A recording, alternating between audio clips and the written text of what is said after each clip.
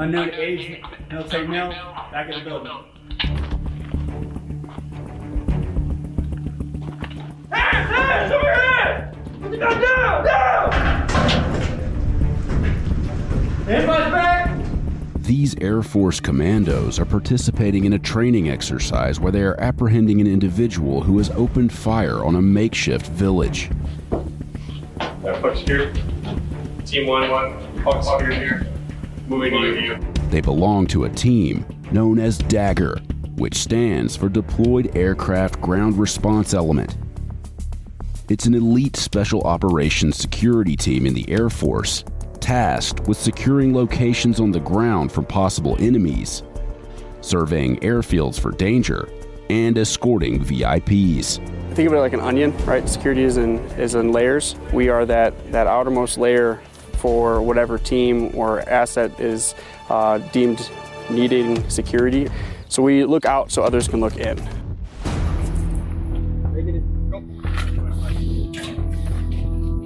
Last man. Push. Go. Dagger team members fall under the Air Commando umbrella. Air Commando is the nickname for Air Force Special Operations Command. It goes back to our lineage into Vietnam and even preceding that into World War II. Dagger members are a special class of commandos that was created in 2007. The Air Force identified a security gap or a lack of security in the Special Operations community for the Air Force.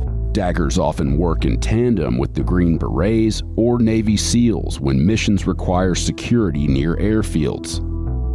Unlike most Air Force airmen, Dagger members don't wear their last name on their uniform.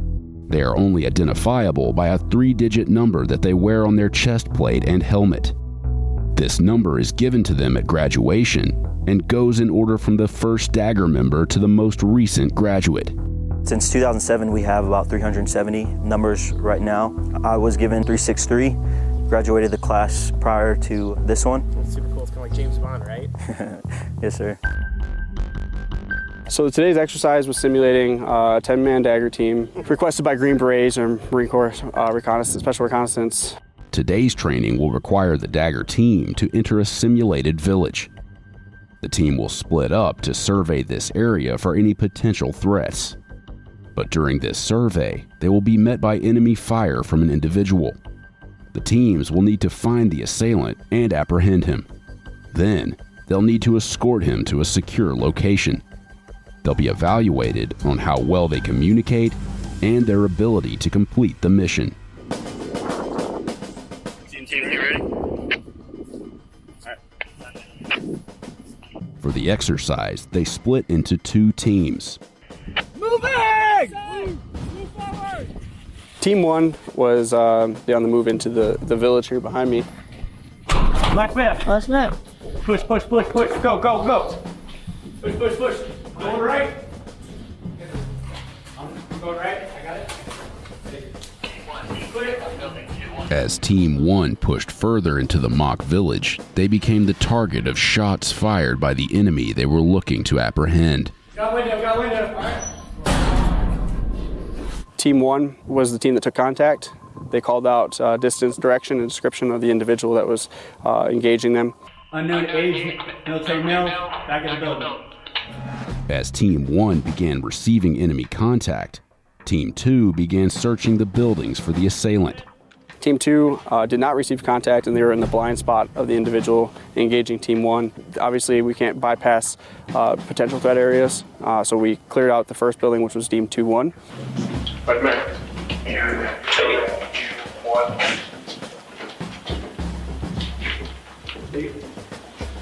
Team 1, building 2-1 is clear.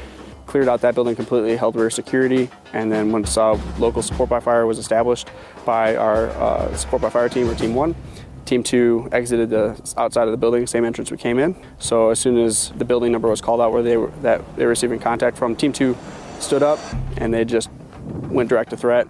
Hands over your head! Put the gun down! Put the gun down! Gun down!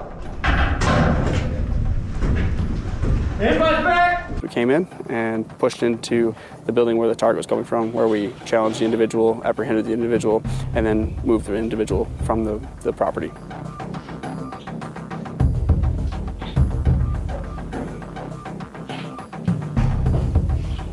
Puck security. Team 1, puck security here. Moving to you.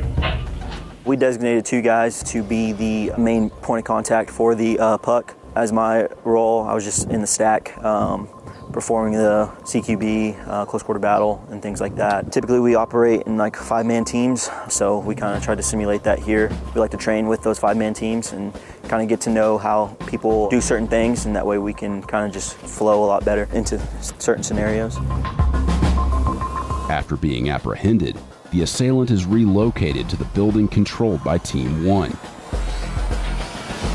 It's a perishable skill. It's one of those things, like, it's not saying it's hard, not saying it's easy, but it's definitely one of those things that you train on, like shooting, for example, too, like getting behind the weapons, things like that, and getting proficient, perfecting your craft. It's one of those things that, you know, we like to do, and so it's just good to train on things like that.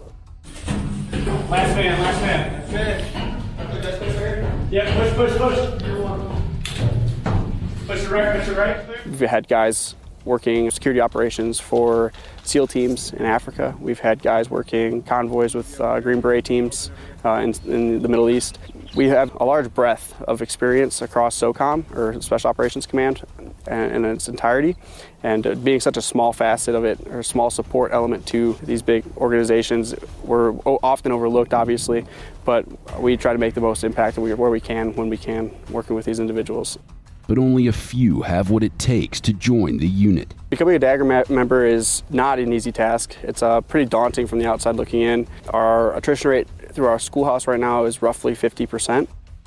It is 11 weeks of every mission task that we conduct in operational capacity. It includes driving, TCCC, it involves low-vis operations or covert operations, right, with our tactical security detail, all the way up to flyaway security, and then you'll be pushed out to your gaining section, whether it's Cannon or it's Hurlburt, or our guard team out of Harrisburg, PA, the 193rd, or our reserve team out of the 919th, out of Duke Field, Florida. And you'll be gained by your section. You'll go through your on-the-job training, which is roughly 6 months-ish, before your in-house Dagger chief or Dagger program manager at that respective section blesses you off for deployment eligibility. So it's not easy to get to this point? No, it's not. It's definitely not an easy facet to get into. Our program is a small program. I mean, there's probably about maybe 100, less than 100 actively performing the Dagger mission right now. Show us moving the 2-2. I think in the ever-changing kinetic environment that is today's world, Dagger is going to be more relevant than ever. You can't do anything without security. Building our name more into the Special Operations world as the premier security asset for Special Operations Command in a whole is a daunting task, and a tough task at that.